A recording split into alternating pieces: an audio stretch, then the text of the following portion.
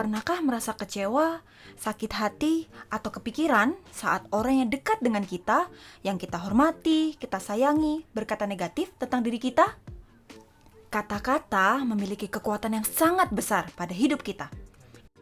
Kata komentar netizen misalnya, bisa membuat seorang selebgram kehilangan percaya diri dalam berkarya.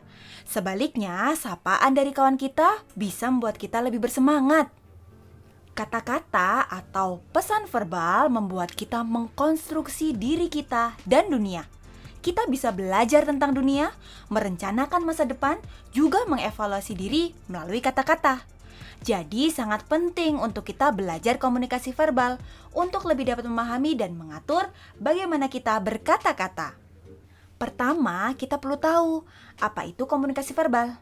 Komunikasi verbal adalah komunikasi dengan pesan verbal berupa kata-kata atau bahasa.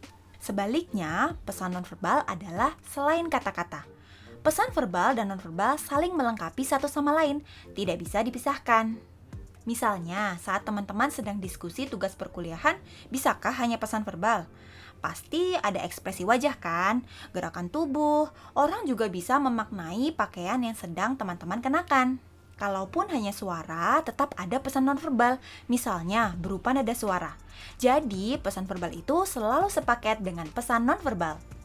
Pesan verbal atau kata-kata adalah simbol yang merepresentasikan makna tertentu. Misalnya kata pulpen adalah simbol alat untuk menulis. Sehingga saat ada teman kita menyampaikan, boleh nggak aku pinjam pulpen? Kita akan paham benda apa yang akan dia pinjam, yaitu alat untuk menulis. Nah, selanjutnya ada beberapa karakteristik dari pesan verbal. Pertama, arbitrariness. Bahasa bersifat arbitrter atau mana suka. Bahasa tidak secara langsung mengarah pada apa yang dia representasikan. Misalnya saat saya berkata apple, apa yang ada di pikiran teman-teman? Mungkin buah apel, atau bisa juga perangkat teknologi Apple. Bahasa terus berkembang, bergantung kesepakatan dalam masyarakat.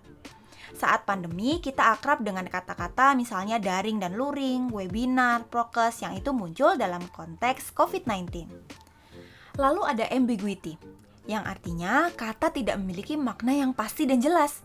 Makna bergantung pada pengalaman pribadi seseorang, ketertarikan, identitas, juga latar belakang. Misalnya ini, menurut teman-teman, apa arti dari OTW? Nah, macam-macam kan? Di sini adalah ambigu, tidak pasti dan juga tidak jelas. Kemudian ada abstraction, mengacu pada tingkat abstraksi dari bahasa. Bagaimana kita memilih kata-kata bisa sangat bervariasi. Ada kata yang sangat abstrak, ada juga kata yang konkret. Kita bisa lihat di gambar ini.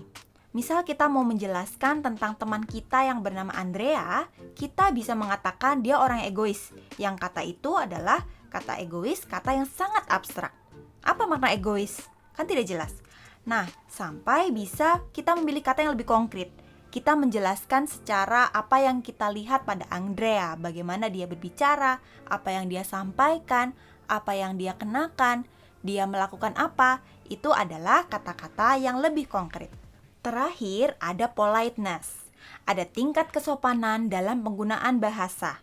Kita bisa memilih kata-kata yang halus, yang lebih sopan, atau kata-kata yang secara direct atau secara langsung bisa menyampaikan maksud kita. Dengan kita belajar komunikasi verbal, kita jadi bisa memahami. Kemampuan kita untuk menggunakan bahasa memberi kita kekuatan untuk menciptakan kenyataan. Kata-kata dapat menyakitkan atau bisa juga menyembuhkan. Karena kata-kata memiliki kekuatan yang sangat besar, kita perlu memahami dan menggunakannya secara sadar, bertanggung jawab, dan juga etis.